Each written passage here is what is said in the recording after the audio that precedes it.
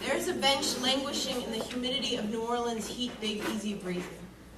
I can't imagine a prettier picture with whispering willows used to lull me to sleep and still pond water to keep the well-fed birds company.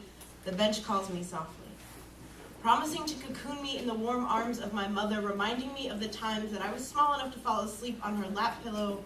But I suppose that caterpillars turned butterflies are not meant to fly backwards, but I envy them for understanding where they came from. I opened my eyes for the first time onto beautiful bayous, screamed my first breath in Creole spices. Maybe that's why my blood has always run a little bit hotter. On my birthday, the city was celebrated with cakes named after kings. On Feast of the Epiphany, the Mardi Gras season begins. It's too bad I didn't manage to see the season through. My brother was also born in New Orleans. He is the only reason I have foggy childhood memories of benches and whispering trees. The time in between was measured in djembe rhythms. I must say that I can only be glad for not being tall enough to see anything but mahogany feet slapping down on steaming stone in rhythm to the beat. African women dance like they're trying to Morse code tap a message to Mother Earth with bouncing bottoms. I've never seen things so in sync as the beat and those African women's feet. I know that in Africa we had a garden, perfect for playing pretend that its leaves made the best salad my little pink wheelbarrow had ever seen. I know that I ate French bread dipped in hot chocolate. Learned how to catch frogs in that magical moment when African heat meets with heaven's torrential downpour. I know that I had a parrot named Jessica. Used to pick lemons right off our backyard tree and stick them in my mouth. It's funny how something so powerfully sour almost begins to taste sweet like my memories. That hurt to try to find buried in the back of my subconscious and see in the fresh wounds that they make. I know that somewhere across the sea there is a young man who was almost like a brother to me. We played yin-yang in pictures, and now I feel something's missing. I know that Massachusetts was a lot colder than Africa. All the people looked a little bit frostbitten as I dreamed for mahogany, but in 11 years you learn how to treat a frostbite and maybe even remember that being alive feels like a winter slap to the face.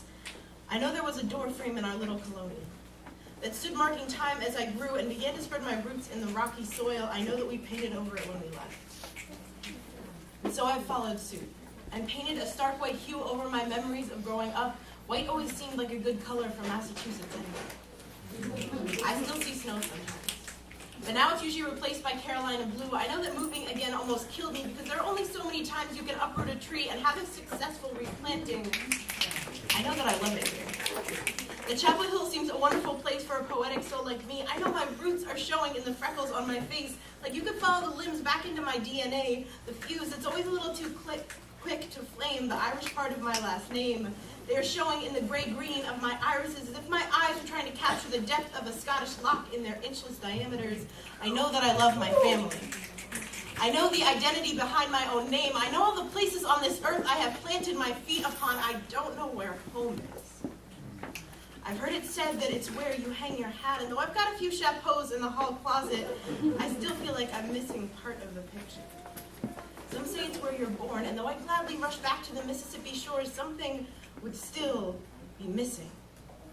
They say that home is where the heart is, but I've got enough locations for all four chambers, each one a room that a piece of my soul rests in.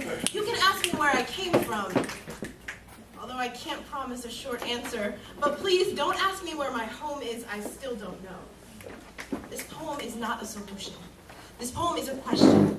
The same one I've been asking since I could feel the uncomfortable stirrings in the back of my consciousness. I'm never quite comfortable. Maybe that's why I've always been so easy to push over. I'm getting more grounded.